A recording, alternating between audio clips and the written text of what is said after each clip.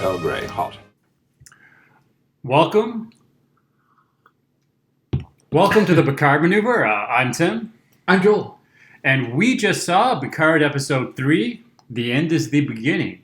And we're going to just sort of recap it, talk about what we think, talk about what it means for the overarching story, talk about some theories. Yeah, absolutely. Oh, we're also watching the stream on one of our shots. And we're just realizing that now. And there's there's like a, whatever, Delay. 6-second delay. Yeah. That we're in the future. We are in the future. The end is the beginning. The beginning is the end. I'm not sure about that title. I'm not sure. But yeah, so we just finished watching it. I'm going to say right now I liked episode 3 so far better than the previous episode 2. I think it's kind of comparable to the first episode, but yeah, I'm liking where it's going. I feel like it's starting to get its stride, and we'll kind of talk about why I think that. And what do you think, Tim? What did you think of it overall so far? I generally agree. I think it was better than episode 2, and that it sort of had more of a conclusion and a little more weight to it. But if you think about the comparison of episode 2, it feels a lot like episode 2 and episode 3 should have just been the same episode. That they should have been combined into like an hour or so long episode. Yeah, we talked a lot about pacing in regards to this show, and we were also discussing, and maybe we'll talk about this a little more later, but about how it feels like a show that's made for binging, like binge watching for streaming services, and yet they're also releasing it on cable channels in a way where it's like standalone episodes. So yeah, it kind of feels like they're trying to do the best of both worlds. Which other shows have done before, but this show, there's a lot of scenes that feel like they don't make sense at the moment in the arc. There's sort of scenes that are thrown in and say, hey, remember about this character? We haven't seen them yet this episode. We just got to throw them in. And they basically are repeating something from a scene from the previous episode. Reminder. Which is why I'm saying that the commitment to either direction doesn't seem, that is between like a larger story arc versus very episodic. They seem to be sort of struggling, at least with these 2 episodes, between that dynamic. Yeah, I would agree. But I do think it's kind of a sign of the times with storytelling through television, streaming. Everyone's trying to find the happy medium between, we want the show to be bingeable, but we also want to release it as separate episodes. But yeah, I do think it's suffering a little bit for that reason. So do we want to get into what the episode consisted of and what we thought of each kind of element? Okay, so let's maybe we'll review the episode, go over the parts of it, and then talk a little bit about the implications. Implications. Yeah, because we did learn a little bit more in this episode. There's a few more characters and a little more character depth going on. So definitely there was some good stuff. Kind of like the previous episode. There were sort of 2 characters introduced. There's sort of 2 characters introduced in the previous episode in the same way. Yeah, it's a bit of a slow burn so far. It's not like all of a sudden we've got the crew and they're on their mission. It's like they're kind of slowly getting into it. So like episode 2, this episode starts with a flashback 14 years earlier. It gets into, again, the attack on Utopia Planitia. In this case, it's almost showing exactly the same stuff it showed in episode 2, but it's just kind of showing it quicker. So you see F8, the synth, being corrupted or being hacked, and then you see him quickly kind of shooting the humans, shooting himself. That's over. And then, though, what this episode does differently is it goes still 14 years earlier, but then we see Picard and we see Raffi after these events taking place. Yeah, he's coming out of a meeting he just had with the admirals, and basically he says that the admirals have decided, in fact, not to help the Romulans, and that over that, Picard said, either we help the Romulans or accept my resignation, and they accepted his resignation. And in that, Raffi also realizes that the implication of that, or she's called to the CNC, and she says, well, basically, I'm getting fired. You resigned. Although, really, Picard also was kind of fired, too. So they were both fired, and it shows a glimpse into their backstory and why Raffi is so angry at Picard. Mm-hmm. And we get a little mention of the Tal Shiar in this moment. Raffi mentions this, and as kind of there's a conspiracy, she mentions she thinks that maybe it was the Romulans behind the attack on Utopia Planitia, that they were involved, and Picard says, why would they sabotage their own rescue mission? And that actually comes up later in the episode. But so yeah, we get kind of this 14 years earlier. How did Picard end up actually resigning or leaving Starfleet? We find out it literally happened we don't know the exact timeline, but maybe like a week, 2 weeks after the attack on Utopia Planitia. It happened really quickly. And I always kind of pictured it as Picard resigned in anger and was like, I am not okay with what's going on. We see here that he gave them the option. He was like, you either do this or I will resign. And they basically were like, see you later, Picard. Which kind of shows, it kind of creates a more of a position of weakness for him versus like that strength of him being like, I'm not okay with this. He kind of got fired, and then therefore so did Raffi. And in that moment, she doesn't know in that moment that she's getting fired, but she's assuming it. She's like, this is going to kind of screw me over too. She's kind of getting angry at him. She's also referencing, I wanted to bring this up quickly, she calls Picard JL. Yeah. There's a few times where she says, I don't know, JL. What are you doing, JL? This is the first person who's kind of called Jean-Luc JL. Yeah, I don't remember anyone ever saying that. No, and I think, again, the writers were kind of like, we need to quickly establish that they're really close. They're really close. Even though we've never seen Raffi before. Right. And I don't know, maybe I'll get used to it, but initially it kind of caught me off guard because it's like very informal, and Picard is like Picard. So to kind of be like, what's up, bro? How you doing, buddy? I don't know. It seemed a little, but maybe almost too friendly. I don't know. So this scene shattered one of some of the assumptions I was making about the history. Right. So we've had our timeline, and my assumption based on some lines that people said later that Picard goes to La Barre, to the vineyard 10 years before, not 14 years before, and I assumed that he probably had just retired at that point. Mm-hmm. That's where I'm saying that he would have retired by that point. Mm-hmm.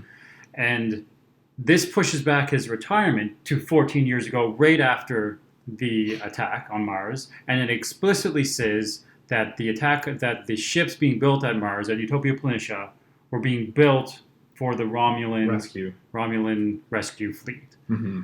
And that the attack destroyed that. And then that was part of the reason that the Federation doesn't help the Romulans, because some ships have been destroyed. Now, this was something that I think a lot of people, some people generally assumed for a while was the implications of the backstory of the attack on Mars and what Picard said even as early as the first episode.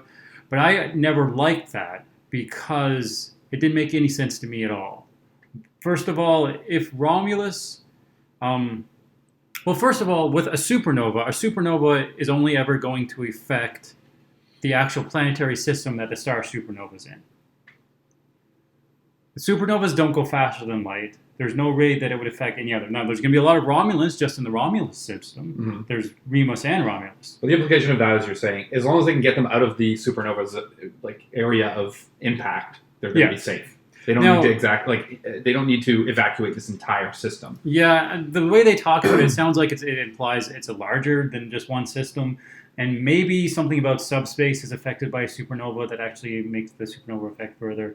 Anyway, regardless, that's not my point. My point was more around. We've been on a rabbit hole there. My point really is more around the Romulans have 2 years.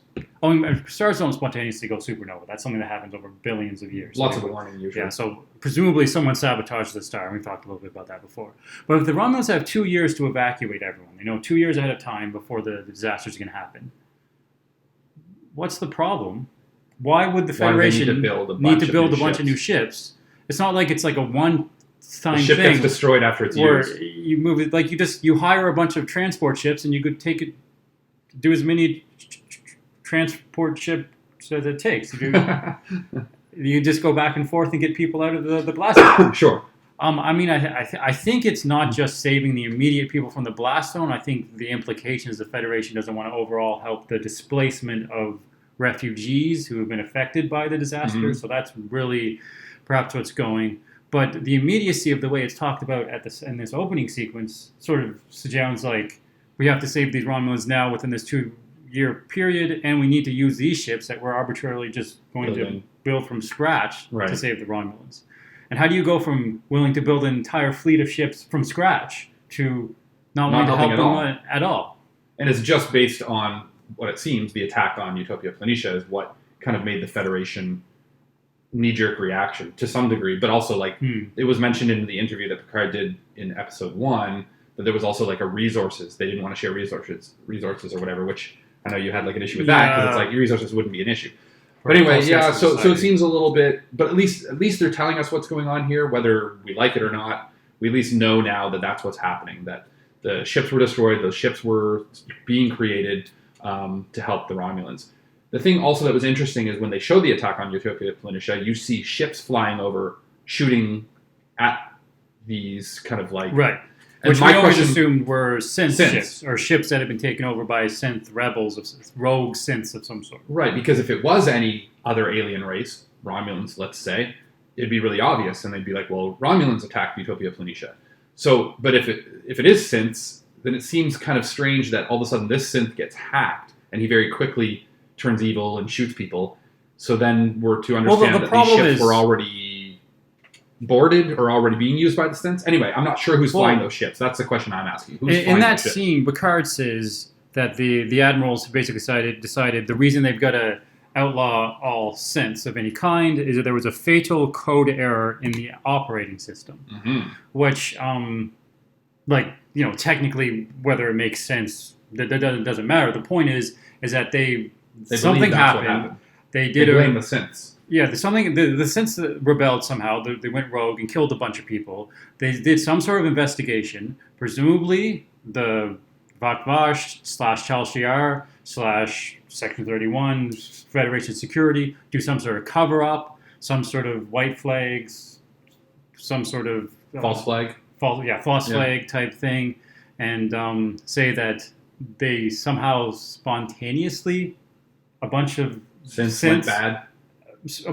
two groups of synths. So a bunch of synths went bad on some ships that they took. We don't over know. Is that who was and on the went ships? to attack Mars. Maybe it was the. And then a bunch of synths that are working on Utopia Planitia at the same time had the same fatal code error and immediately started killing people. right. And putting and not just killing people. Remember, FA was putting the shields down and stuff like that. He was letting the attack in. Right. Yeah. So Yeah, we could. I think we it's a could little incredulous. try to figure that out, but at least we know that's what's going on. That's kind of what they've pushed, I guess, more in the plot in episode 3. Some more of the details. So let's move on. We kind of have, I guess, our own issues with that. Let us know if you agree, whether that makes sense to you. And that scene was really one of the big reveals as far as the episode Mhm. around the backstory. And this is stuff we've been speculating about for a while. I think a lot of YouTubers have been speculating about like what's actually going on Utopia Planitia, who's actually instigating the attack. Was it the Romulans? And pretty sure it is, and I don't know if they're even really trying to hide that at this point. Yeah, and to sort of quickly jump ahead, later in the episode, present time Raffi says that she has proof that someone in the Federation was working with the Tal Shiar to cover it up. Right. So we kind of know all that now. So we just kind of went over the intro, that 14 years jump backwards, but that's all kind of really important stuff to the episode. Then we see our opening sequence, and then we're back with Picard talking to Raffi at the Vasquez Rocks. This is where she lives, and he's basically trying to, one, get a pilot. Yeah, I have a shot of that. So. Oh yeah, let's see that. Oh no, So that's that's the we flashback. should have shown that before, but the previous photo was the one of them at the 14 years previous. Either way. But here we are at the Vasquez Rocks. This is Picard talking to Raffi, and he's saying, one, he needs a ship. 2, he wants her to look into Maddox. And this is kind of a jump. This is from episode 2. We saw him show up. She basically said, "Get out of here, Picard. I don't have anything to say to you." He said, "Oh, you mean you don't care about secret Romulan plots and whatever?" And she's like, "You jerk. You got me there." He brings the wine. He's got his wine from the Chateau Picard. He goes and hangs out with her. Now we're seeing this in episode 3, them together. She's really ticked off at Picard. I think even in episode 2, they didn't even show how ticked off she was, because she's just kind of like, "I have nothing to say to you." In these Definitely, scenes, it seems a lot more than the backstory that we're given at the start of the episode. It's like there's even a part like she goes, "I lost my security clearance." and she's like crying about that. Yeah, and then she said, "I lost my," and then she doesn't say She something. doesn't finish what she So said. there's still something missing to their backstory. Well, I hope so. And what she's really, really so broken up and have basically, spent the last 14 years of her life trying to hide from Yeah, and, it's pretty intense. drinking and smoking. Yes, smoking the Snake snake leaf. leaf. And she says at one point, maybe this is just snake leaf paranoia, which we know what snake leaf is supposed to be. And she, at the beginning of this scene, she's like clipping it from a plant, and then she I think almost has like Yeah, it was a looks like petal of a plant. vape pen or Puts something. in a vape pen. Yeah. Cool. So anyway, yeah, she's really ticked off. And Picard looks sad and kind of like he feels guilty, but I just felt like it was almost, why is she that angry at Picard? Her motivation, I think, if she and Picard were that close to the point where she calls him JL, I feel like they're really close. She would have backed him in his decision to say, I'm going to resign, or you do what needs to be done to help the Romulans. The way they displayed the politics of the Romulan events and the way that Picard and her left Starfleet, as they showed in the previous scene, there's no reason for her to really be that angry with Picard. Right. It was sort of Picard's choice to force them into being fired, but she clearly agreed with his choices. His and what political they were trying to do. position. Yeah. The Romulans should be helped. Even her thinking that the Tel Shiar is involved, that the Federation's like up to no good, she would be like, yeah, screw the Federation. I don't care that I'm fired. But in this case, she's like, oh my goodness, my life was ruined. Yeah, so anyway, definitely more there. We're cutting back and forth between that and Borg Cube, but we're going to talk about the Borg Cube stuff separately after we kind of go through the Picard stuff. So he's still trying to convince her. She says, I'm not going down any more rabbit holes with you. But she does say, I do know a guy with a ship. So he has something to do in the next scene. I do know a guy with a ship. And then she basically says, get out of here, Picard. And that's that. We do see the Daystrom Institute, and we're with Agnes for a minute there. And Commodore O. Okay, yeah, this is a really important moment for the episode for several reasons. But let's grab that photo. And so we have something to do with we're hearing the scream too, but and then she basically says, not really working. But what we wanted to do is show this photo with the song that's kind of like, well, you heard it there. Actually, it's probably good it didn't work very well because they might have cut our stream if we had played too much of that music. So good for us. But yeah, she wears these sunglasses through the whole scene. And that's the most important part of the scene. Yeah, I don't know. You tell me what you think. To me, it was kind of like, I don't know that they're trying to show she's like a badass or what's going on there, why she had the sunglasses on. Is there something I'm not understanding? Do Romulans have an issue with sunlight? And like, it was like, a bright day. Because I know she's not supposed to be Okinawa. Romulan. She's supposed to be Vulcan. So maybe it's like showing, oh, she had to wear sunglasses because she's Romulan. Well, Vulcan is a very, very sunny desert-like planet. There you go. So maybe that was adapted to the sun. So anyway, she asks about she asks Agnes, were you talking to Picard about? So this is kind of like one of those like, why is she there? Why does she want to know from Agnes? She's clearly gathering information. Yeah, and I'm pretty sure Commander or Commodore O is not a Romulan because that'd be super confusing because like most of the characters she talks to are like Romulans pretending to be not Romulans. So everyone that's a Vulcan is a Romulan, and everyone that's a Romulan is a Vulcan. New theory about the show. So then we have basically Jean-Luc. Oh yeah, there's kind of this quick scene that we both really liked where Picard calls her and she's kind of like sitting at her computer, and I forget how it carries out, but he's basically like, send me information on Maddox, and she's like, and it's really quick, and he gives him everything he knows about Maddox's backstory that he got from presumably the Daystrom Institute. And he just kind of like says, yeah, do your thing, and then like hangs up on her. Yeah. So it's just kind of great because that felt, I don't know, it felt like something Picard might do to somebody. And again, it was a super, super short scene, but it felt like a more effective expression of their relationship than the longer scenes where they were trying to... Exposition. Yeah. It always feels, we've said this a couple times, show, not tell. It's kind of a rule in filmmaking and television. Show the audience, don't tell them. And I think I always prefer the scenes where they're showing it. Even in writing like fiction, in writing novels, it's just considered a good... Yeah, you want, again, it's subtext, right? It's the audience, letting the audience figure things out in ways that doesn't treat the audience like they're stupid. Like the audience, it's okay for us to figure some things out. It's actually okay to not know some things as well. It's okay to kind of learn as you go and then also have theories and be wrong, but whatever. So we meet Captain Rios. Rios. What a guy. What a guy. So we meet him. He's on the bridge of his ship. He's got a shard. Yeah, on his shoulder. I don't know if that's the right Titanium shard. So he's been impaled by... What was he doing? It doesn't fully explain it. He said he was like, I was not dying. I was not dying. which is something you say when someone's gone on some sort of like mission and like... I'm not a CSI guy. I don't study crime scenes. But I'm thinking for him to get hit from here, he's either laying down facing something that shrapnel blew up at him, or it came from above him. And like, so, but he's in his ship's like impeccable, so it doesn't look like his ship has an issue. The only thing that really would make sense is if he was just like working on something in like it blew up in a Jeffries tube on his ship and something blew up and he ended up with shrapnel. Anyway, I'm picking on the scene. Like, I don't really mind that. I just thought it was kind of funny. It's just there to make him like have a funny introduction of him, make him seem kind of badass. Yeah.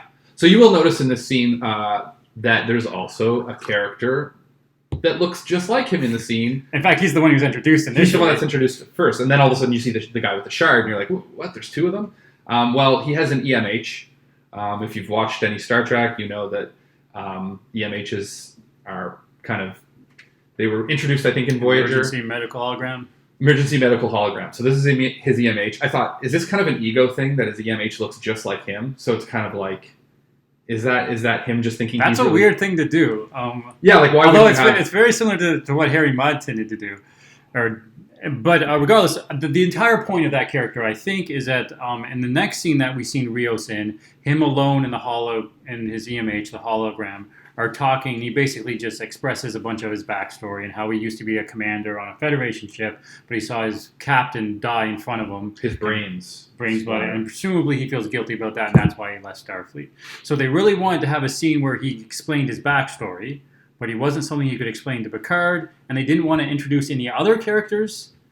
So it seems like the writers were like, okay, this is a way that we can have him talking to someone, explaining his backstory without having to introduce another character. You can also introduce a quirky EMH. And give him a different accent. Popular with Voyager. Oh yeah, and the EMH had this like Irish accent. A ridiculous Irish accent. And and then we also talked about the fact that the EMH clearly can activate himself because he shuts him down in the previous scene, and then in the scene you're talking about, he's activated again. And in fact, Rios says, "Why are you activated? There's no emergency."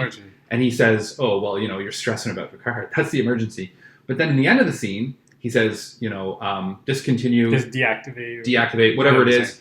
And as he's being deactivated, he's kind of like, "Oh, come on!" It's like mid deactivation. He has like a line. He's like in mid sentence saying like, "Don't deactivate me." But the thing that's weird is like, couldn't he just reactivate himself right after and be like, "I'm back"? But that was the same way they used to do it on Voyager a few times too. Yeah, there was always kind of a joke between like deactivating him when he'd be mid sentence, or like the frustration he would have with being like deactivated at weird times. So this is fine. The problem with that frustration. The problem there is that you're reminded of some of the themes and stories that they did with the Doctor and Voyager, and you question, well, what really is the difference between an EMH and a synth? Right, there's this huge ban on synths. Synths are bad. They can be corrupted. They can have a fatal error. Could this not also happen with an EMH or any holographic? Yeah, why can't an EMH have a fatal code error in the operating system? Yeah, there'd almost be a theory that like, oh gosh, if any of the programming in Starfleet can have a fatal error, it all can. So, like, ban the EMHs, but not the really quirky ones. Maybe the quirky ones are regardless, was there anything else from the introduction scene? We find out that he does agree to... Well, I like the pouring the liquor on... I'm going back to the shard, but he also, like, takes some liquor and pours it on the shard. Very cowboyish, like... Yeah, and I was kind of saying... and then there's the dermal regeneration, and he refuses to have it. Oh, yeah, because he wants a scar. He wants a cool, badass scar. Because who doesn't, right? You can tell a story and be like, I got this one when something blew up from above me or I was laying down. Anyway, that's kind of the introduction. Picard also goes to sit in the chair on the bridge, which was interesting. So when he first goes in... he knows he's Starfleet. Rios is like, take a chair. And he sort of gestures for putting the captain's chair, and Picard sort of goes by the captain's chair, but then like walks on to another chair. Absolutely. Which is a very sort of nodding to us that he's not the captain on this ship. Right, but he still thinks he is, which is fine. Then so Raffi is now researching Maddox. So as much as she's told Picard she's not really going to help other than giving him a ship, she now is helping more. Of course, she's getting drawn in. We knew it was going to happen. We knew she was going to get involved. And she's researching. And we see some quantum fingerprinting going on with her computer. She's connecting to something. Something's going on. It's a very quick scene. Quantum fingerprinting was the same thing that was used to recreate Daj's original attack. Remember when they went to her... No, that was different. That was reconstructing molecular...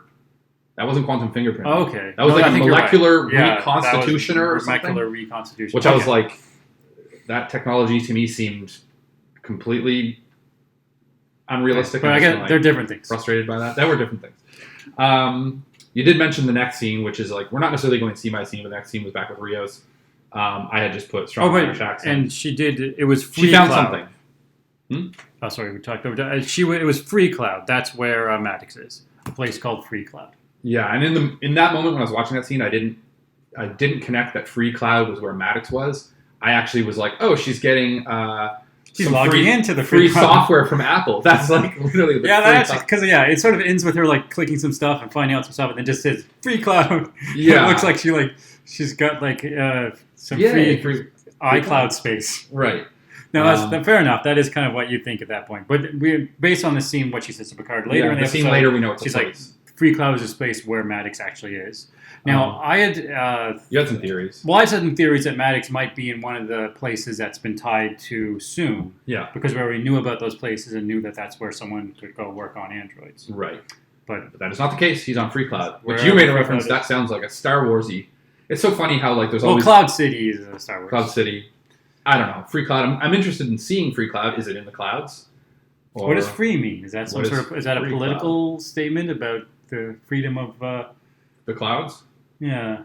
I guess we're gonna find out. Remember in Star Trek: The Final Frontier, the 5th movie, the one that's generally considered not very good, they are in Nimbus 3, which is sort of this like place that's between the Klingon Federation and Romulan Empire with like where no one controls it. Mm. I suspect Free Cloud is going to be something like that. Or like, where's the place in The Mandalorian? What do they call like the outer...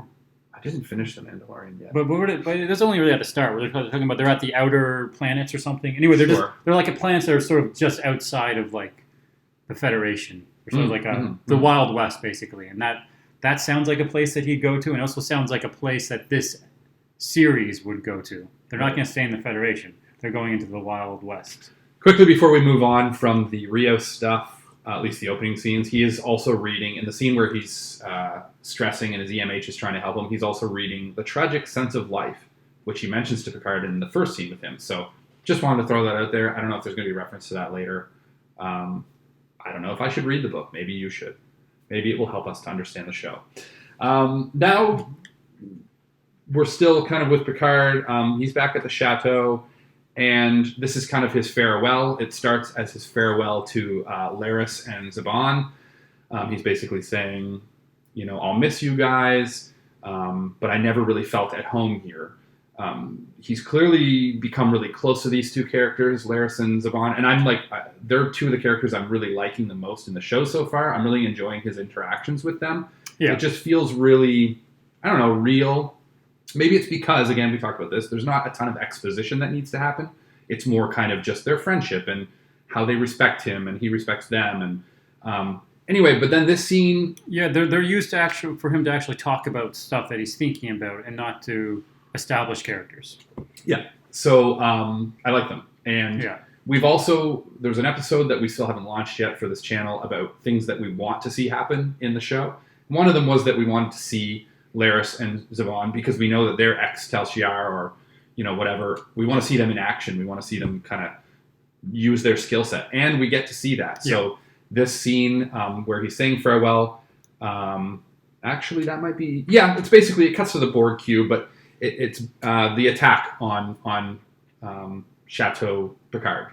So suddenly... Yeah, so basically the Vaj ninja or helmeted assassins jump in with their ridiculously huge big Romulan disruptor rifles. And, these guns don't seem any more powerful than these guns. And I feel like this is much more mobile if you have one of these. So why... Particularly if you're like a super secret assassin. Yeah, you want small guns, don't you? Like... Anyway, that's something that was cool. They look more badass. Is that they established the smaller Romulan disruptor rifles, at least 2 of them were like strategically taped hidden under the tables inside Picard's foyer. I like that. I like that there's this feeling that they're prepared in case they get attacked, even though they've got security. And I think there's a mention when the Vadwash start attacking, there's a mention of like, how did they get past security? Or there's some kind of mention of security. Jaban shouts something about they got by our something. They got by our security shield or something. But it makes sense that they would, because they've sort of established that in previous episodes, but they needed them to jump in. And actually, you could think that maybe since the mention of the Vadwash, that's where they hid the thing under the table. So maybe Laris just put it there like within the last week and was like, we need to be prepared in case we get attacked. So anyway, they're getting attacked. We get to see them in action. We get to see Laris and Zhaban use their skill set. And it's cool. I thought it was a cool action scene. I didn't feel like it was too much action scene. The only thing, I guess, is that the Vat Vash, I feel like they're not showing that they're super well trained or like really good at what they do. Well, they're hilariously incompetent. They're absolutely ridiculously incompetent. We've seen them. Kind of like stormtroopers. We've seen them move in and attack three times now, and every one of those times they're a complete disaster. They seem to be completely incompetent. They fail. Either a little girl, or well, I'm saying a little girl, but like a smaller girl who happens to be an android, but still just one of them, is able to completely take them all down in seconds, or three old people take them down without weapons who just jumped, take them down in seconds. Well, Picard uses a weapon. Yeah. At first, he just gets knocked over a couch, I think, and I was like, "Oh, don't hurt Picard!" Like he's just frail, so it was scary to see him. Obviously, it was a stunt person, but yeah, and it's definitely the classic thing where if there's lots of ninjas, they're going to be really easy to beat. But if there's one ninja, he's going to be really hard to beat. Yeah, so I That's imagine so true. We'll have one guy, and it's going to be harder. I think it would have worked. The scene would maybe work better if it was just one who was actually kind of hard to defeat, and then they don't just physically outsmart him. They actually do something that's a little more clever to like stop him. Yeah, maybe that would have been a longer scene. I suppose. This was just supposed to be kind of an action sequence where we see them fighting. We see Picard shoot one of them. They take one of them hostage, but before this happens, there's one more pew, and then you're like, oh, another one's coming in. You see Laris pull the gun and point at the door. It ends up being Agnes. Agnes shows up, shoots the last Vat Vash herself. And then makes a comment. None of the Romulans that they fought, was any of them the ones that were any killed or knocked out Romulans kicked out the door so that their disruptor rifle would have fallen on the ground outside? Because Agnes comes in with a huge Romulan disruptor rifle. Presumably she picked off one of the guys who defeated it. I don't remember anyone going outside. That's a good question. Where'd she get it? Where did the gun come from, Agnes? Where did the gun come from? Maybe she had one hidden outside the door. Now that kind of doesn't make sense. Because, maybe it wasn't her that fired the... No, it was. No, because then she mentions, wasn't it on stun? Yeah. And Laris says, Romulan disruptors don't have a stun. Which is a line we've heard before. So, yeah, what's the point of stunning when you can kill? So she kills this Romulan. I think she feels bad about it.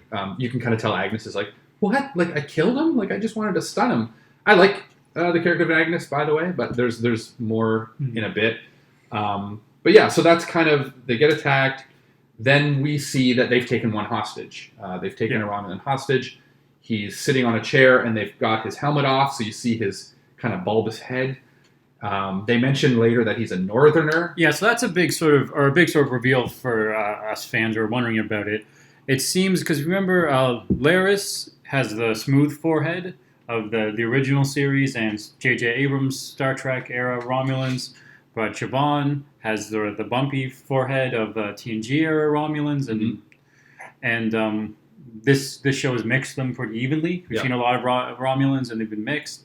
And she sort of established that Northerners are the ones with the bumps. And she said something about like, oh, you guys, she's stubborn like a Northerner. Right, and I think probably they're the ones who usually have the helmets on because they also just look more like villains. So once you take the helmet off and it's like a guy with a big head and the big sharp eyebrows, it's kind of like, oh yeah, he's a bad guy. Yeah, I mean that's part of it. They're less human-like. Yeah, and they're more stubborn, more nefarious. Right, so he's in the chair, and that's what I add. Because maybe, of course, we do know about the Remans Romulans. So what Romulan species is pretty broad. Sure, and now we know that. So they've captured him. He's in the chair, and we have a moment where Zhaban kind of like has his hand like up, like he's gonna, because the Romulan's asleep. The Vat Vash guy is like knocked out. I say asleep, he's knocked out. So he's kind of like gonna hit him to wake him up. And she says, "We're not like that anymore. We don't do things that way anymore." And he's like, but we don't have much time. And she's like, whatever. Then she takes a little spray bottle. He's sleeping, and she's just like, psh, psh, psh, and sprays him, I think, with water in the face. Or maybe it's like some with lemon or something that's going to wake him up. But either way, it was something you'd spray on like a plant. So. Yeah, it looked like just a spray bottle for plants. And she sprays him in the face, and he's kind of like, comes around. I thought that was kind of funny, because it's like, neither would have taken longer to wake him up, They both were kind of the same Yeah, thing. I sort of question the moralizing around it. Like, I don't feel like ex-Tal Shiar would be like Worried there's a about line slapping there, the guy away. especially since these people came to kill them and stuff. But it was sort of a demonstrative contrast between hitting someone and spraying them with water, and how that's what they do now, because they're no longer Tal Shiar. They're now Friends of Picard. vineyard Workers. Yeah. So there's that. So this scene it's sort of the climax of this scene is cut with sort of the climax of what's going on with the Borg cube back and forth, but basically it ends with this captured Romulan doing a sort of a somewhat cliche type of she's not a girl, she's the destroyer. The destroyer. So And he's clearly an ideologue. He's an extreme anti-android, anti-synth. Bajvash extremist. Yeah, so in this episode we'll talk about kind of the Borg stuff, but they're kind of also talking about mythology of the Romulans and the idea of synths and androids. Yeah. And you have this scene cutting back and forth between him saying she's not a girl, she's a destroyer, and it's cutting back to the Borg cube with someone else saying the same thing, which we'll talk about in a second. And this scene kind of cuts back and forth very quickly until eventually this Bajvash guy pulls the old acid trick again, which we saw in episode 1. He bites on what must be some form of acid. It's almost like a cyanide pill. I think it's in his tooth. In Dune, there's a point where a guy has some poison in his tooth, and he bites his tooth. And you would ask, why didn't he do that sooner? Because before he does it, he kind of reveals a bunch of stuff, and then all of a sudden he's like, now I'm going to acid kill. Yeah. So he does the thing, he bites down on it, he spits it at Zhaban, who then takes his shirt off. It doesn't burn through him. Although then when it gets on the Romulan guy, he literally turns to dust within like seconds. So Zhaban's really good at taking a shirt off really quickly. That's a good skill to have if you're going to have acid spit on you, I guess. Yeah, that makes sense. He's gone. This guy, so they can't get any more information out of him.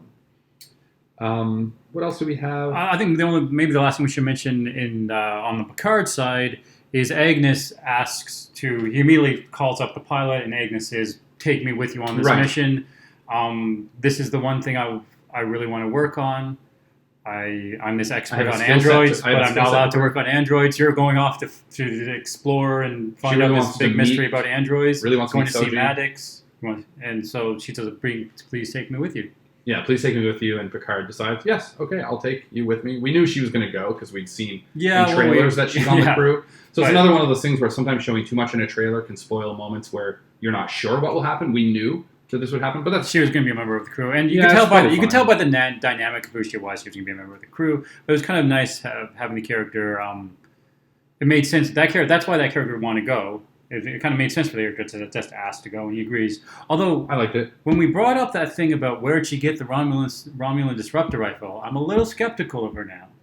If she is not who she seems to be and has some nefarious motive, then that's another reason why she'd be like, "Please take me with you." Yeah, so that's interesting. And this is a very everyone's a spy and a super secret, super secret. Although the ones who are spies or super secret usually say something about how they're secret. Yeah, saying how they're super secret people. Yeah, So if she is a spy, they did a good job on this one. Because she's not even talking about being super secret. But yeah. She even said in that scene, "I can't lie. I'm really bad at lying. I don't know how to lie." Which is a weird thing to say. Yeah. Yeah. So it would be interesting if this was the case, considering you kind of stumbled upon the fact that she had a disruptor.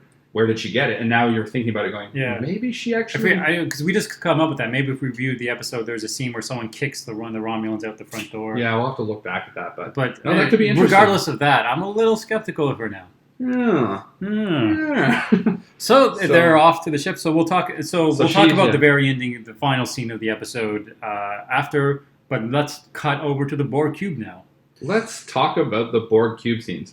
So the Borg cube, they definitely like doing these long push-in shots on the Borg cube. It seems like every time we see the cube or leave the cube, we're either pushing through a bunch of stuff or the coming Borg back cube's out. Super awesome for panning in type thing because a Borg cube doesn't have a clear shell. Yeah, you can go right into it, and it's cool. It looks cool. I'm not gonna lie, it looks cool. So we're going through the Borg cube, and we very quickly immediately meet Hugh. We meet Hugh. from TNG, which I thought was awesome. I was waiting, when were we going to meet him? Kind of what was his setup going to be? We find out he's the executive director of the Reclamation department. Reclamation. Right. So he's kind of high. He's kind of high up in their line of command with this project. Although you can tell there's always a tension between him and the Romulans. Oh sure, yeah. I mean, like he's high up in that project, but you can tell at any moment they could still be like blast him out the. But he's clearly an ex-Borg expert, and we learn a little bit about the Borg. Did we want to talk a little bit about Hugh? Are we going to do an episode sort of talking? I don't think we should get too much into Hugh's backstory. If you're a Star Trek fan, you probably have seen him before. You know kind of where he comes from. Lots of implications with Borg stuff, and him working with androids also a little bit. But yeah, we'll do maybe another video. Well, I'll just say that Hugh is one of the characters. His episode "I, Borg" is one of the episodes I remember watching when I was very young, and always remembering the character. Yeah, he was a very cool character. He was really, really, you could empathize with him because he was kind of this person that had no identity and suddenly was given the ability to have an identity. So he was, and he was Geordi's friend. Yeah, and anyone who was Geordi's friend was a friend of mine. So I remember when I was a kid, though, when they said you, when he was talking with Geordi and they give him the name, someone says you, he says you, and then Geordi's like, "That's your name, Hugh." And when I was a kid, I was super confused by that because I didn't know Hugh was actually like a sort of a common name for like a French knight from whenever or whatever. I'd never met anyone named Hugh before, so I was really confused why they decided you with a hiss or because that was his name. I'll just name you with a. I remember really confused by that. And I was really scared of the Borg too. Oh my goodness! Yeah, the Borg was always like one of the scariest villains on any television or entertainment. Like they're such a great villain. Just a scene at the end of that episode where they leave a Hugh on the planet and the Borg come to take him back. I remember just being really scared at that scene. Oh yeah, you just shut the TV off. I don't need to see even though Geordi's just there like watching go and stuff. So he's watching Soji when we introduce or when we see him on the scene. We see he's watching the previous episode. Yeah, and he is basically he's watching Soji work on one of the Borg reclamation. What is it? Reclamation. Reclamation. So one of the nameless, and he comes to talk to her, and he says, "You're talking to them in their language." And at first I kind of was like, "Oh, he's going to get mad and be like, how did you know their language?" But he's like, "That's very good of you. Like, it's good you do that." Then he makes a comment about there's no race more despised than the XB, he says. Yeah, he calls them XBs, X-Borg. Which I kind of was like, saying X-Borg is pretty much just as quick as XB. It's the same number of syllables. And XB almost sounds like something you'd call like your ex-girlfriend, my XB, because it's like my ex. I'm not going to say the B word, but you can figure it out. Anyway, so I think sometimes writers, to try to make things feel more familiar or used, they'll use things like calling Jean-Luc JL, X-Borg's called XB. Well, I think they're making sort of an ethnic dynamic here between classes of like Romulans, maybe between the Northerners and other Romulans, and humans and the X-Borg. But you could just still say X-Borg. Yeah, there's definitely a class dynamic. But I imagine they're going to introduce, they want to introduce slurs, because that's usually the sort of... you think? That's the sort of linguistic expression of ethnic power dynamics is racial slurs. I don't know if XB. I don't know if they're getting that in depth. We'll see. Like I think synth is definitely a more negative term than android, and I think we're probably going to get some slurs for the X-Borg. That is possible.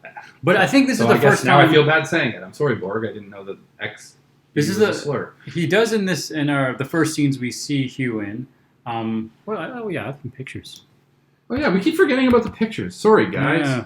You can see all these great pictures we selected for this episode. So there you go. There's Hugh and Soji. This is kind of when he's taking her. This is a little bit. They're later going in into the psych ward. I was just going to say this is the first time Hugh explicitly says that the X-Borg there's no more despised people in the galaxy than the X-Borg. People see them either as property to be exploited or hazards to be stored somewhere. Right. So just showing that they're really not seen as valued or whatever. Then we learn about a character named Ramda, which at first I heard as... Ramda. That's what I said. Oh. I said Ramda, but I was just going to say at first I heard it as Rhonda, which, sure. It's also Romulan Rhonda. Right, like it's Romulan. It's the Romulan Rhonda. Is Rhonda. There you go. We hear about her and that she has some specialty in the mythology of Romulans and how they're connected to their hate of synths and maybe their connection That's to what we're Borg. assuming. That's what we're wondering. They mentioned like a shared destiny or something. She mentioned a shared mythology. So shared mythology. when I first heard about the Picard series happening, and then I heard that he was going to be outside of Starfleet, because that's something they announced right away, I think maybe from pretty early on, I hoped that meant that he was going on some sort of archaeological mission. And one of the most memorable episode of dealing with archaeology, other than we're hanging out with Vosh, was that two-part Gambit episode where he goes undercover as Galen, and there's it centers around these proto-Vulcan Romulan artifacts that tie in with this Romulan history and Romulan mythology and Vulcan mythology too. And I thought maybe when I heard the Romulans were involved, I thought maybe that was going to be the central part of the show, that it was going to be all about ancient artifacts and mythology of the ancient Romulans. And then we heard more about the Borg, and then by the time the show was pretty new, we were talking about rogue synths, and we sort of forgot about that stuff. But it looks like that stuff's sort of coming back, and it does seem likely that somehow tied to the Romulan, to some sort of religious hatred or fanatical hatred of androids. Yeah, and clearly Soji wants to know more about this. Actually, I say clearly, but like in some ways, she doesn't seem to want to know. She doesn't seem to. Well, she wants to talk to Rhonda and find out what Rhonda knows. Yeah, and she knows tons about Rhonda's background, but she doesn't even know why she's knowing about it. She's hacking into all this information without knowing that she's doing that. But I don't think she knows yet how much she knows until she meets Rhonda and starts saying stuff. Anyway, so she meets Rhonda and she goes into the psych ward with Hugh, and she's like, "Here's Rhonda," and there's a bunch of Romulans there, and these are the Romulans who were assimilated. Yeah, I don't think it's technically a psych ward. I think it's just a place for the Romulans who were assimilated. But and they were all it has assimilated. That psych ward dynamic. It feels like a psych ward, and they were all assimilated on a specific ship. And they also, at one point, they said something like, "These are all the Romulans that have been assimilated," or at least all the Romulans on that ship, because we've definitely seen more Romulans assimilated. There was some, at least one prominent Romulan assimilated on Voyager, who would have been assimilated a long time before that. I guess I didn't write down the name of that ship, but it was a ship that Rhonda was on. Yeah, so Rhonda was on a Romulan ship, and we learned throughout this scene that it was the last ship that came into contact with this Borg cube before the Borg cube. Something went wrong. Matrix was shut down, and it was cut off from the Borg. Yeah. So the Borg cube assimilated this particular Romulan ship. Then something happened, and the Borg cube cut them off, and the Matrix fell apart. So they. Right. And so then presumably later on, the Romulans come along and find this Borg cube and find these assimilated Romulans, and then they start the reclamation process. Because it sounds like a Hugh situation where his Borg ship, also his Matrix was disconnected from the Borg collective. Right. But she wasn't. No one knew that, and it was surprising that she even knew that all these Romulans were from that last Romulan ship. Yeah, and when she first wanted to talk to Rhonda, I kind of was questioning, like, why does she care about this character? Why does this matter? But when she goes, it almost seems more like she cared about the character to drive the plot forward versus like initially. Well, the premise did of she the actually scene, care the premise about? of the whole scene with Hugh is that in the past, Soji had asked Hugh's permission to talk to this particular Romulan, and he was like, "No. Well, why would I let you do that?" or something like that. Right. Then Hugh sees the clip from the last scene where she's being really nice to the guy, you can't even hear, but the reclamation guy says like, "Oh, Soji seems like a nice person. I actually will let her go see the Romulan in the psych ward," and that's what happens. Yeah. So she goes to see the Romulan, Rhonda, Romulan Rhonda. She's got these kind of like tarot cards out on a table, as anyone in a psych ward would do.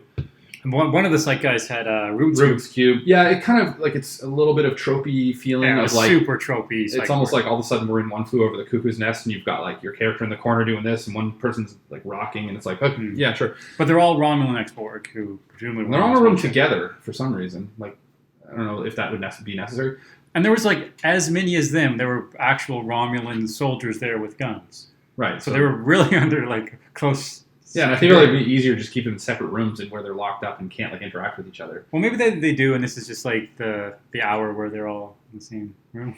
Yeah, it's true. Social. This is social times. So, the tarot cards are kind of out on the table. They approach Ramda. Soji tries to connect with her, and she's working with her tarot cards, and she's kind of ignoring. Yeah, I don't know the location, but she asks if they're using to tell the future like tarot cards, and that idea is rejected, and they're more like a mandala. Yeah, she says that sandy colored sand stuff that Buddhists will make. They'll make like a pattern of like the universe out of sand. And she says it's not right. The line is it's a story. It's not. It's not that. Yeah, but like a mandala. But she says, is it like future telling, whatever? And she says it's a story. So anyway, it's like the story of what's going on. Whatever. So she wants to talk to her, but she initially won't talk to her. She says, "Oh, it's tradition it's tradition for Romulans to have a false front door, and the real door is around back." I'm gonna try that. I want to build a house with a false front door now. But anyway, sure. Romulans are super secret. Super secret. That would be great. I just love the idea of like any race that visits this planet that isn't Romulan is just always like, "Come on, open the door." It's like it's not a real door. Anyway, so this then leads Soji to then sitting around behind Ramda to go in the back door, I guess. I don't know. It works. That's what she did, and she recited in Romulan language some particular. Do we have any more stills from that? I guess to me, I'm kind of thinking we do. I don't know, but yeah, we have a still. There's a particular tile that is relevant. So basically, in that scene, she reveals a particular tile. Soji comes around and sits in front of her and talks to her more directly. And then she starts freaking out and saying, like, "I know who you are I've seen you tomorrow." Tomorrow, yeah. Yeah, right. So the whole destroyer thing comes in. That's where it's cutting back and forth. What we talked about earlier about the scene where the Romulan at the Chateau Picard is yelling we'll come back to that. She's not a girl, she's the destroyer. Then we're cutting back to Ramda saying, "I know who you are. I recognize you." Saying this to Soji, and at first you're kind of like, huh? But anyway, she's like, "I recognize you. I know who you are." She starts to get kind of like worked up. So they imply there's some sort of prophecy that she knows about. I think that's what she means about tomorrow. Right, and they almost at the same time say, "You're the destroyer." So you got the Romulan saying it. And she's freaking out about this particular tile, which has sort of like... two twins, and she has like, which twin are you? The good one or the bad one? And they're sort of, I guess they look pretty symmetrical, but one's wearing white and one's not wearing white. Yellow? But it's darkish. Has a dark blanket. Yeah, which is what evil people would do. Yeah, I got rid of my dark blanket recently. I didn't want to be perceived as the evil twin. So, yeah, it's kind of like, which one are you? Are you the good one or are you the bad one? Implying, that one's evil. And then she freaks out, takes a Romulan disruptor from one of the guards, and almost puts it to her head. And then Soji stops her. Soji quickly stops her. Not quite superhuman reflex, but yeah, I wasn't sure if in this moment she was going to do like a hyper jump. No one seemed to freak out, but she hasn't activated yet. And then we missed something. We didn't talk about the conversation she had with her mother. No, that happens after. Nice, we didn't miss it.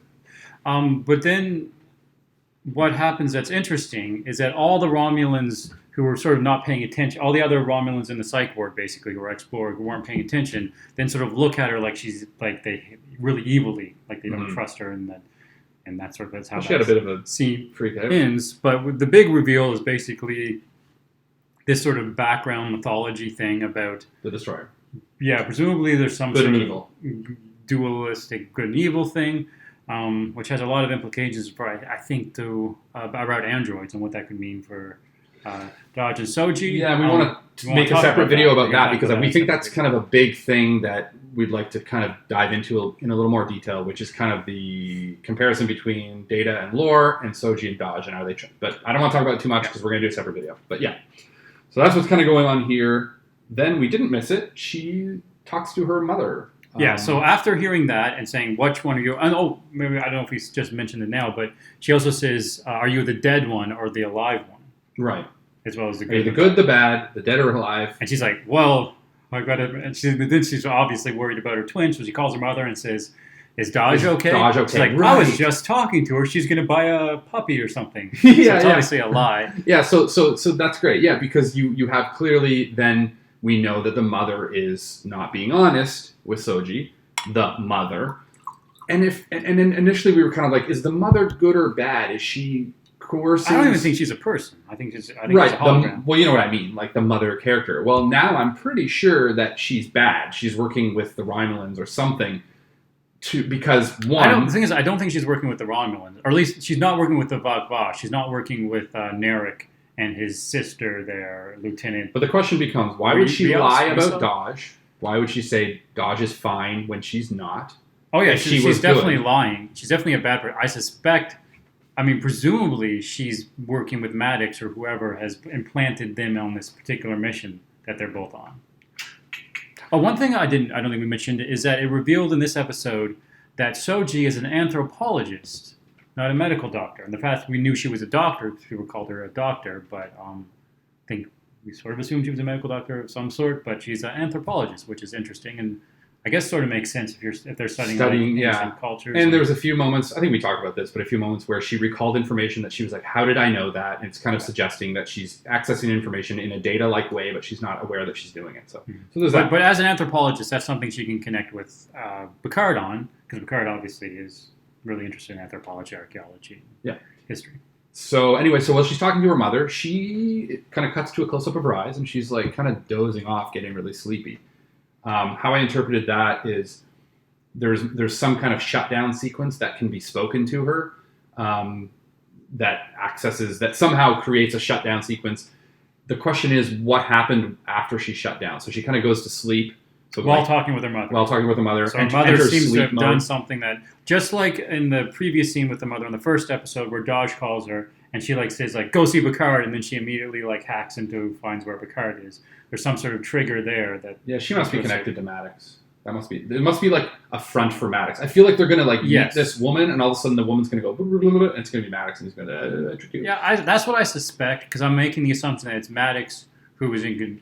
Maddox at least created them, but I'm assuming that Maddox also is the person who planted them. This makes sense. So then in that moment, because initially I was like, this is a bad thing. This is like Romulans are controlling it, but I think you're right. I don't think it is. I thought, she was shut down, and then she was uploaded some new information to do something bad.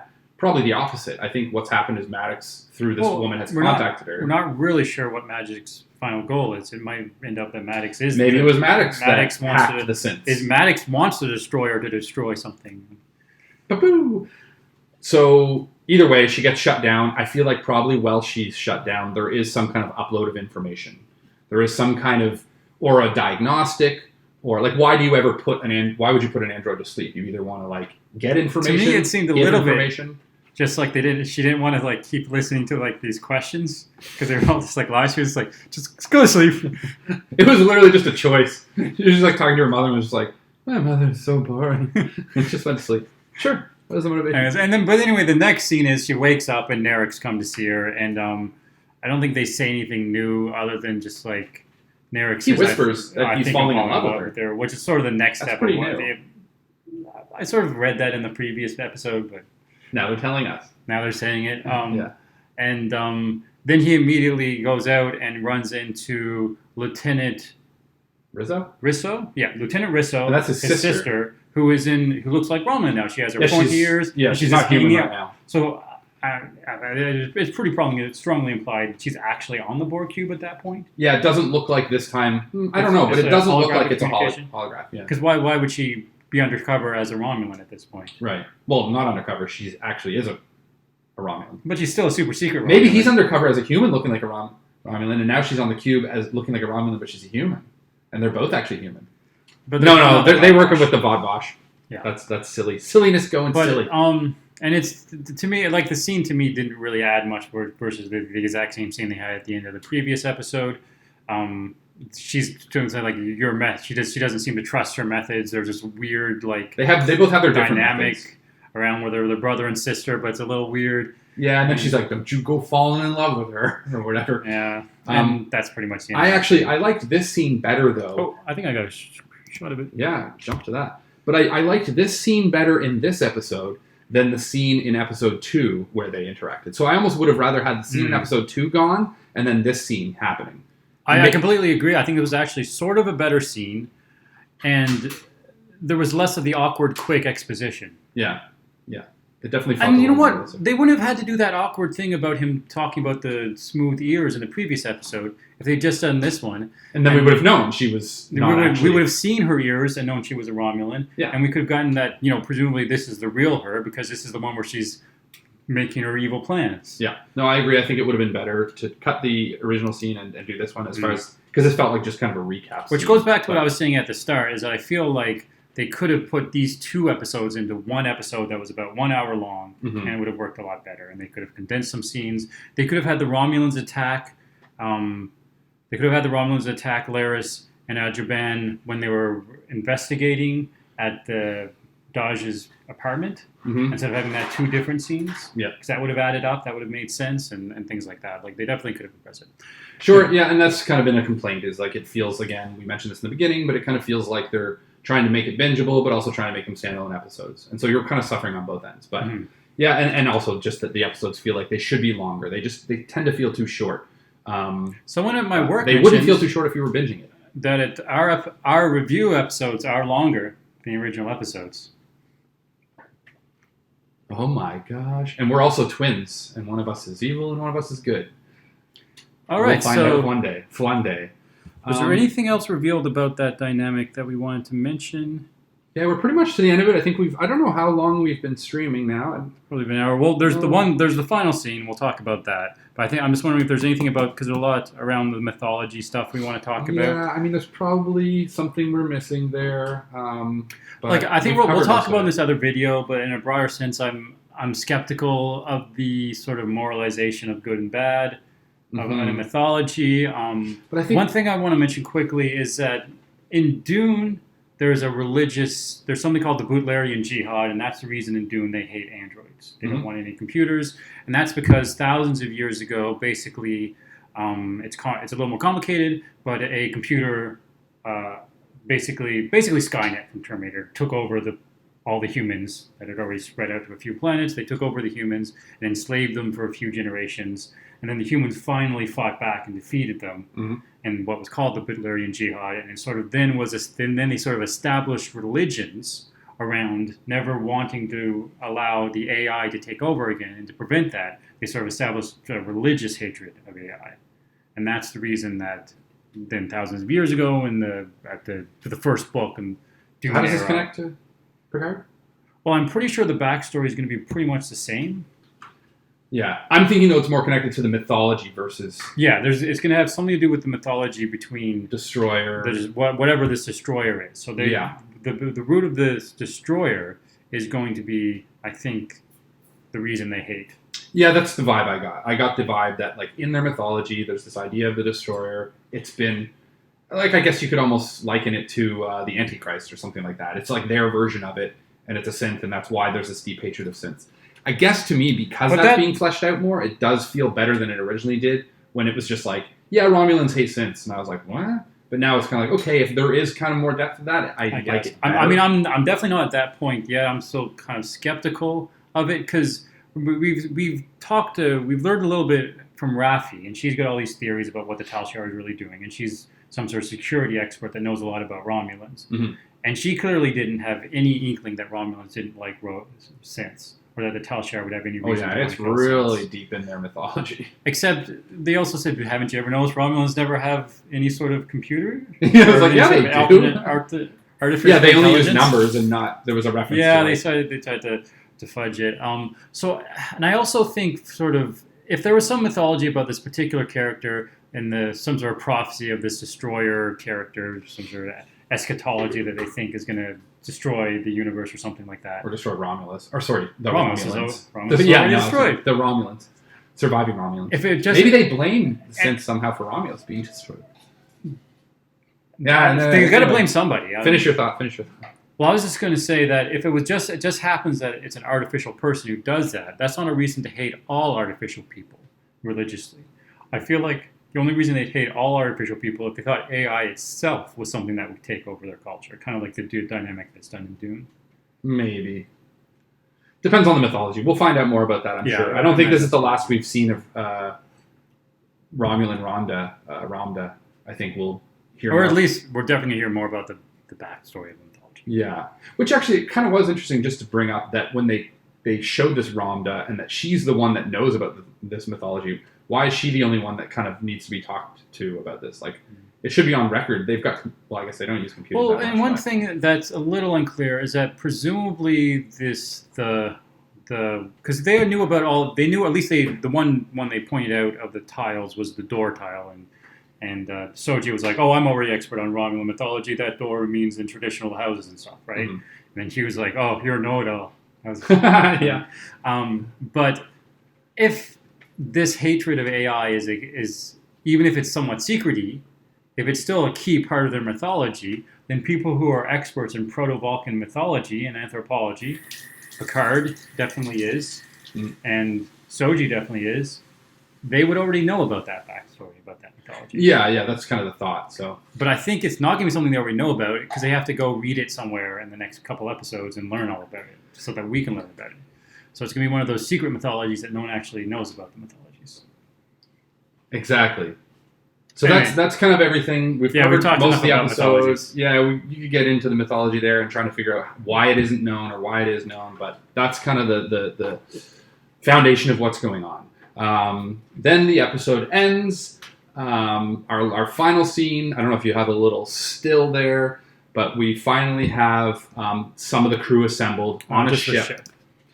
Which, there he is. So this is great because we've kind of been, you cut away from it so quickly. Oh, we'll go back to it. Okay.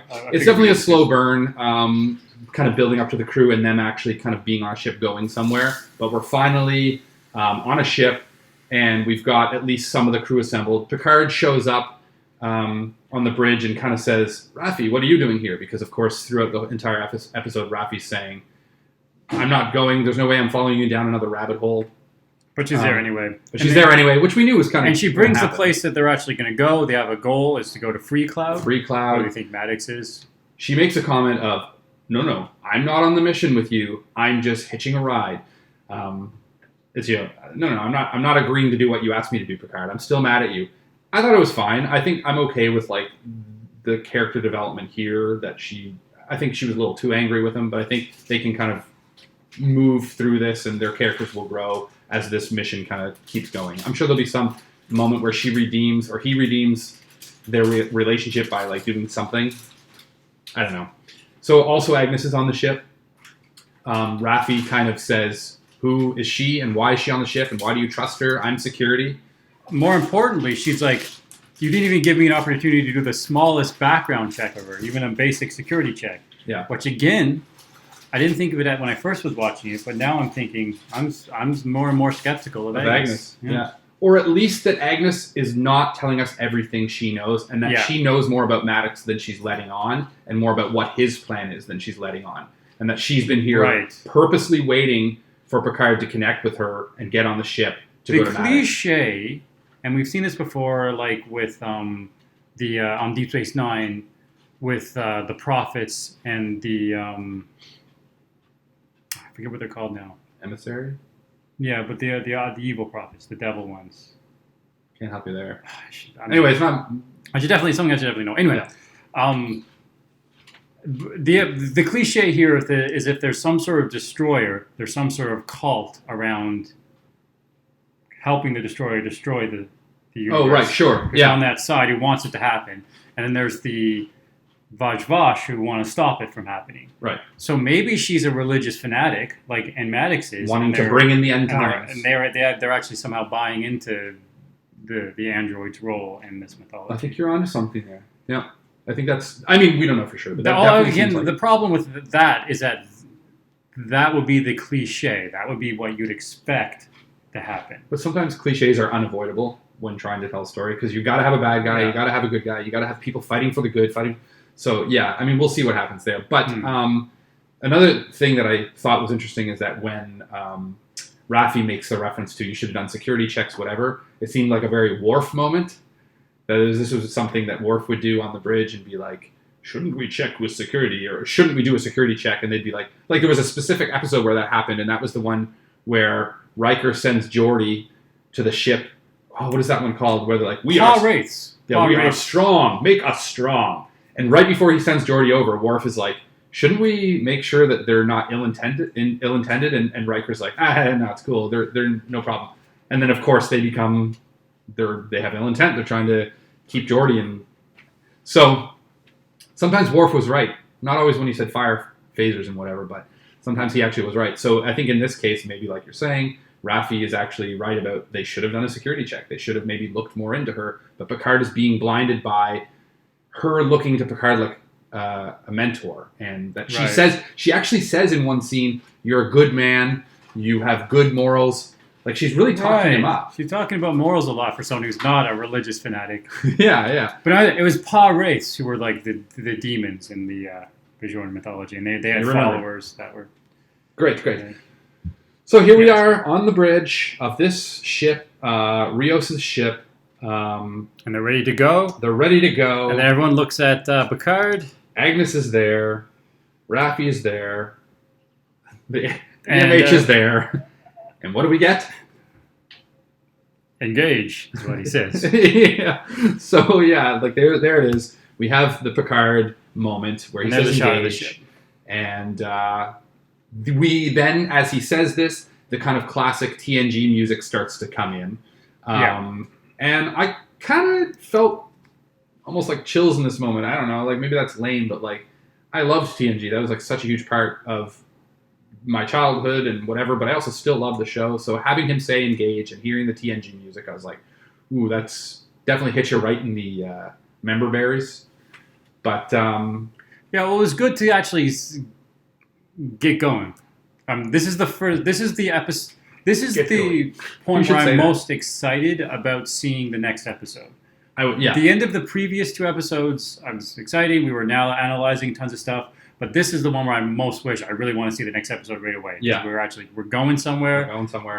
Warping to a particular direction. Yeah. I want to see what's next. Absolutely. So there you go. That's basically it. That's episode 3. So right. I think I was expecting us to be shorter this time, but it ended up being quite a bit. I think we're longer than the last stream, which was about an hour. Which I think is fine. We don't have any set length that we were trying to go for. And we ended up having a lot more to talk about in this episode than I sort of thought. I think there was a lot to unpack. I think episode 3, kind of introducing new characters, introducing more of the mythology behind what's going on, trying to establish that. There's more, and that's why I think I liked this episode. It felt like there was more weight to it, like there was more reality to what was happening, because we're starting to get into the backstories, and I definitely liked that. And when it ended, I had much more of a excited feeling than the last episode. Yeah, I do agree with that feeling. I'm really excited to see episode 4. Yeah, so tell us what you guys think. We just started this channel not long ago, but if you want to comment or like or share, not all about like pushing that stuff, but if you want to, more power to you. And yeah, let us know what you're thinking. We have other couple videos that we're going to do. It's not always going to be the live streaming. We're also like editing some videos together to put up on the channel. So check that out. And hope you enjoyed the stream. Keep watching the show. And anything else you want to add there, Captain? No, I think we covered that episode pretty good. Pretty in detail. All right. Well, you're all out of Earl Grey. Jeez. Oh, thank you. Terrible. I got to say, it's not really Earl Grey hot anymore. It's like Earl Grey lukewarm. Yeah. Well, thanks for watching. And as always, I hope this episode kept you engaged. We should see where's the engage? Yeah, let's hit the photo of the engage. Oh yeah, you got to take a drink though first too. Oh, there he is. There he is. Okay. I love that guy. All right. Bye, everybody. Right. See you later. It's always hard to end a stream. We'll figure it out more later. We'll get better at this. I promise.